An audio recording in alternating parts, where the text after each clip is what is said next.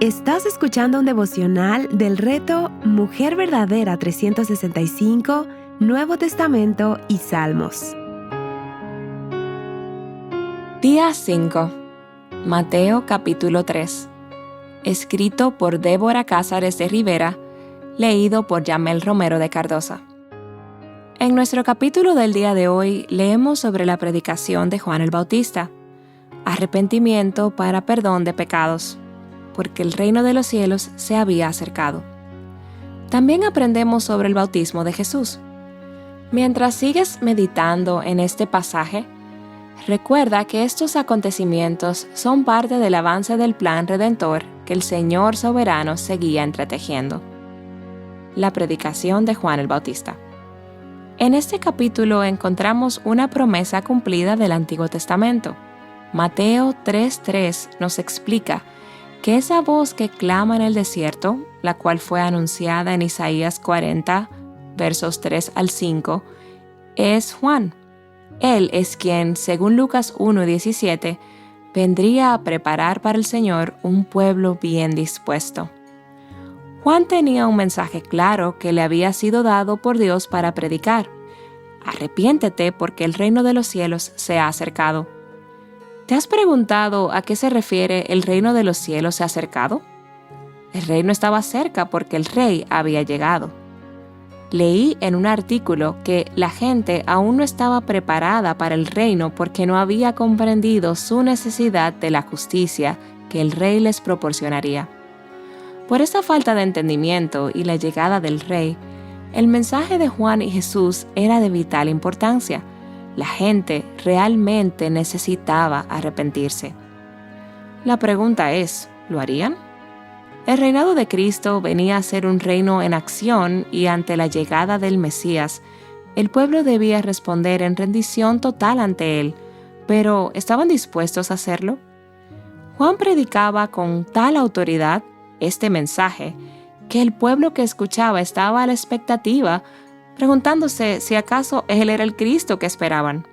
Recordemos que antes de que naciera Jesús, habían pasado aproximadamente 400 años en los cuales no hubo palabra profética.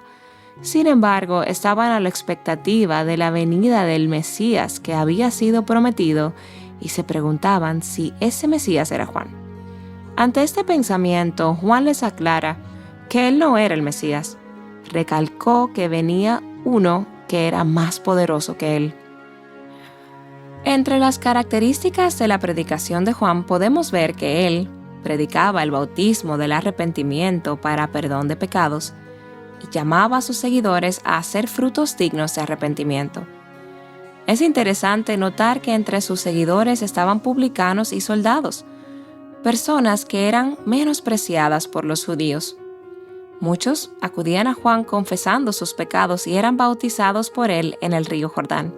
Sin embargo, cuando vinieron los fariseos y los saduceos, Juan reconocía su hipocresía y los llamaba a tener frutos dignos de arrepentimiento. ¿Por qué los llamaba a esto? El pastor John MacArthur dice: los fariseos eran una pequeña secta judía legalista conocida por su adherencia rígida a los más mínimos detalles del ceremonial contenidos en la ley. Los encuentros de Jesús con los fariseos fueron generalmente conflictivos. Él los desaprobó por usar la tradición humana para anular las Escrituras. Este dato nos enseña que los fariseos confiaban en sus tradiciones y leyes. Vivían como si sus actos religiosos los hicieran justos delante de Dios. Creían que si eran del linaje físico de Abraham, tenían garantizada su salvación. No comprendieron que cuando Juan les exhortaba a tener frutos dignos de arrepentimiento, los estaba llamando a tener una vida coherente con la ley mosaica que decían creer. Recordemos que el arrepentimiento implica una rendición de nuestra vida, entendimiento de que hemos pecado y que no podemos confiar en nosotras mismas ni en nuestras obras, sino solo en la misericordia de Dios para obtener salvación y gozo. El bautismo de Jesús. ¿Te has preguntado por qué Jesús fue bautizado? Este acontecimiento fue inicialmente tan extraño aún para Juan el Bautista que trató de impedirlo, pues cuando Jesús vino a él para ser bautizado, La reacción de Juan fue: «Yo necesito ser bautizado por ti, ¿tú vienes a mí?». La respuesta de Jesús a esta pregunta deja satisfecho a Juan. Entonces él cede a bautizarlo, pues él dijo: «Permítelo ahora, porque es conveniente que así cumplamos toda justicia». ¿A qué se refería Jesús con estas palabras?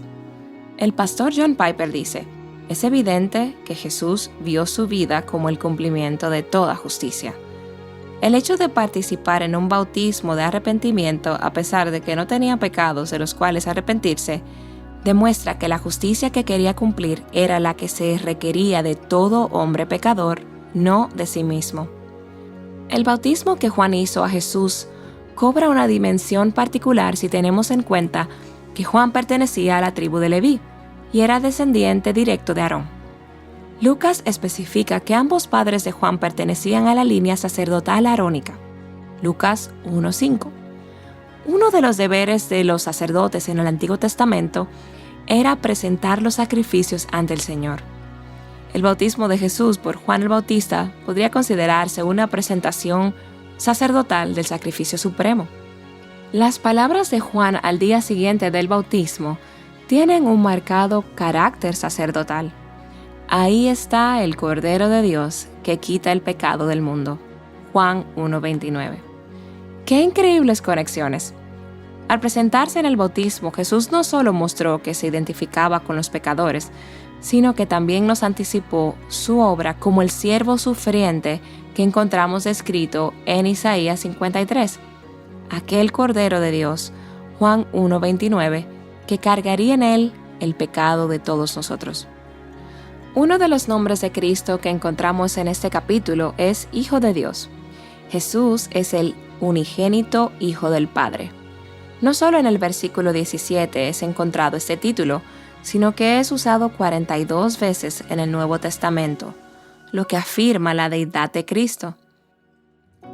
Jesucristo no es solo el Hijo de Dios, sino que Él también es Dios el Hijo. Él no es un ser creado. Él ha sido uno con Dios el Padre y Dios el Espíritu Santo por toda la eternidad. Como el Hijo de Dios, Jesús porta toda la naturaleza divina. Él nos ha revelado la plenitud de la gloria de Dios. Para meditar, ¿es Jesús Rey de tu vida? Si Jesús es Rey, que viene con fuego y espíritu, ¿estás viviendo como ciudadana de su reino? ¿Cómo luce tu sumisión diaria a su autoridad? Cuando reconoces que has pecado delante de Dios, ¿son tus frutos dignos de arrepentimiento? ¿Reconoces que no puedes vivir la vida cristiana en tus fuerzas, sino solo en el poder del Espíritu Santo en ti? Sea animada a descansar en la obra de Cristo a tu favor hoy. Explora más recursos que te guíen a Cristo y su palabra en avivanuestroscorazones.com.